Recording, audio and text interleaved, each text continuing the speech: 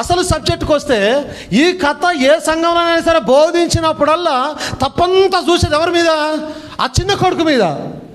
ఆడు తప్పిపోయాడు, డబ్బును తీసుకొని వెళ్ళిపోయాడు, ఆస్తిని తీసుకొని వెళ్ళిపోయాడు, వేశ్యలతో జీవించాడు, దుర్వ్యాపారం చేశాడు, చెడు బ్రతుకు బతికాడు. అతని మీదనే చూపు పెడతారు. ఏ సంఘంలో బోధించినా, ఏ పాస్టర్ బోధించినా, ఏమి చేసినా తప్పిపోయిన కుమారుడు.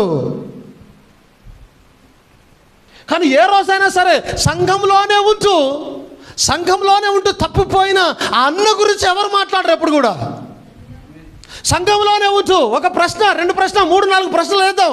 సంఘంలో ఉన్న అన్నకు ప్రశ్నలు వేస్తాం. తప్పిపోయిన వారు సంఘం నుంచి బయటకు వెళ్ళిపోయినారు. ఇంతకుముందు చాలాసార్లు మాట్లాడినాను నేను. తప్పిపోయిన వారు సంఘం నుంచి బయటకు వెళ్ళిపోయిన వారి గురించి నీ బాధ్యత ఏమిటి?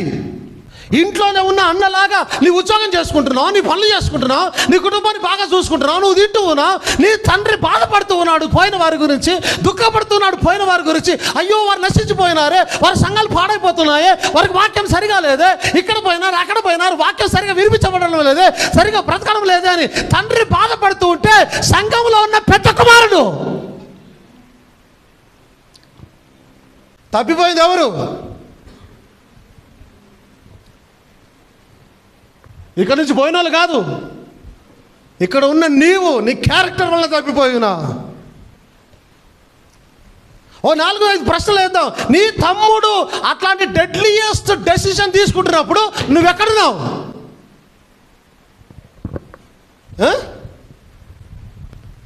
ఏమండి జవాబు చెప్పండి. సంఘములు చీలిపోతున్నప్పుడు, సంఘంలో విశ్వాసం వెళ్ళిపోతున్నప్పుడు, సంఘ కాపరిని కాదని దూషించి వెళ్ళిపోతున్నప్పుడు, అలా ఇలా సంఘము గొడవలైపోతున్నప్పుడు ఈ పెద్ద కుమారుడు ఏం చేశాడు?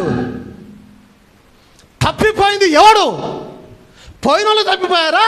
ఇక్కడ ఉండి నటన చేస్తున్న వారు తప్పిపోయారా? నేను నా సంఘం గురించి మాట్లాడడం లేదు, అన్ని సంఘాల గురించి మాట్లాడుతూ ఉన్నాను. పోయిన వాళ్ళు పోతూ ఉన్నారు. పోయిన వాళ్ళ పరిస్థితి ఏంది? పోయేటప్పుడు ఎందుకు పోతున్నారు? పోకూడదని అడిగిన వాడు ఒక్కడున్నాడా? లేడు.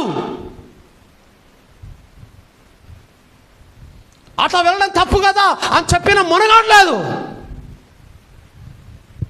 ముఖాలు చూసి ఏమనుకుంటారో, ఏం ఫీల్ అవుతారో, మనకేం సంబంధం, ఉంటే అంత పోతే అంత, వాళ్ళతో మనం మంచుకుంటే చాలు, వీళ్ళతో మనం మంచుకుంటే చాలని ఎవడు పోయినా, ఎవడు ఏం చేసినా, ఎవడు సంఘాన్ని చేసినా, ఎవడు గొడవలు పెట్టినా ఒక్కడు లేడు అడిగిన మునగాడు. తప్పిపోయింది ఎవరు? పెద్ద కుమారుడు. చిన్న కుమారుడు తప్పిపోలే.